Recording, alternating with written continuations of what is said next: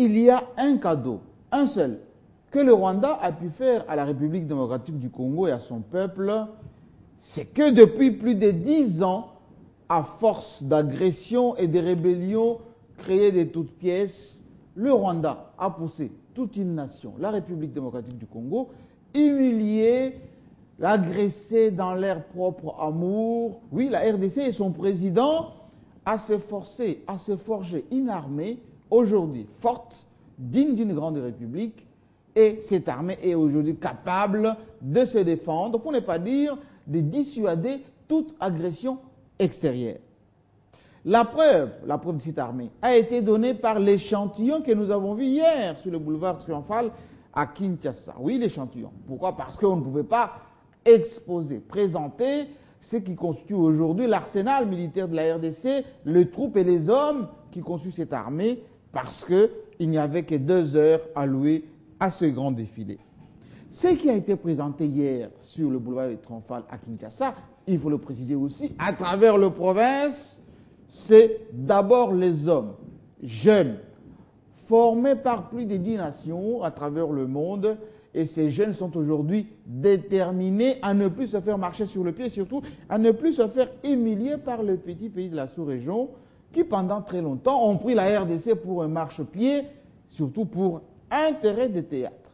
C'est ce qu'on a pu voir hier. Ce sont des équipements. Les équipements de l'armée de terre, l'armée de l'air, mais également de l'armée de mer. La RDC a développé aujourd'hui une marine qui doit faire face à toute agression extérieure.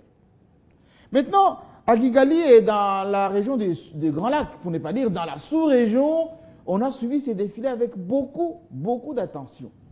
Oui, à travers la RTNC, mais également toutes les chaînes qui ont repris le défilé, on a suivi le défilé. Si vous étiez même sur place, à la tribune d'honneur, vous avez pu voir que les diplomates et les attachés militaires prenaient des notes, oui, attentivement, à chaque passage des troupes, des bataillons, mais également à chaque passage des équipements. Pourquoi? Dieu sait combien tout ceci va les servir.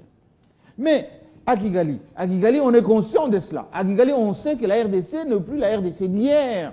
Mais il y a les faucons à Kigali, les faucons qui veulent jouer jusqu'au boutiste, qui veulent que les choses soient toujours comme ça a été auparavant. Parce que, semble-t-il, les Rwandais pensent que le Rwanda a une dette, enfin, la RDC a une dette vis-à-vis du Rwanda. Le Rwanda aurait versé son sang ici, il faut lui rétribuer d'une manière ou d'une autre. C'est pour cela que le Rwanda veut maintenant se couper de la communauté internationale.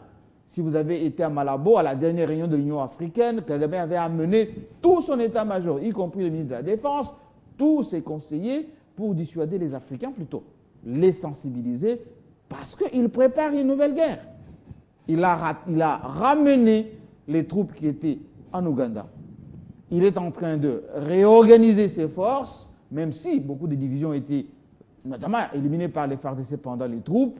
Oui, il veut à tout prix s'isoler pour agresser la RDC à nouveau parce qu'il aimerait bien, Kagame, trouver une bonne portion, une petite portion de la RDC pour peut-être servir de soupape de sécurité par rapport aux FDLR qui sont aujourd'hui libres, qui veulent venir dans son pays.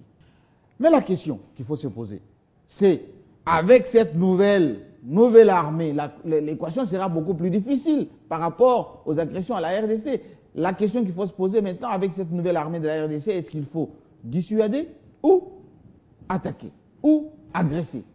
Oui, les colombes de la RDC, la communauté internationale, c'est qu'ils veulent bien que les choses restent en l'état, ou plutôt que la RDC ne soit pas une menace pour les autres, proposent plutôt dissuader. Dissuader qui? D'abord à l'intérieur de la République démocratique du Congo, tout aventurier, oui, hier, qui pouvait, peut-être pour se faire un nom, sortir un matin avec quelques kalachnikovs, tirer, prendre 3 villages et commencer à faire chanter la République. Oui, il faut dissuader tout cela dès l'intérieur.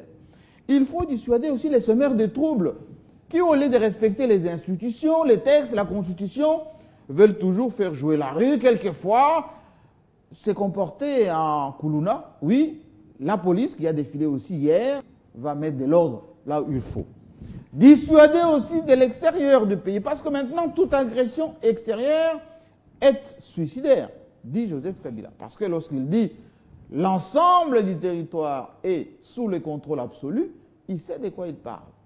Et désormais, ce qu'il faut comprendre est que pour faire respecter la RDC, il faut une armée. Et aujourd'hui, cette armée que nous avons, oui, elle fait respecter la RDC. Nous allons dans un premier temps faire dissuader. Et si les cas échéants, les agressions continuent, ça serait peut-être mieux de traverser.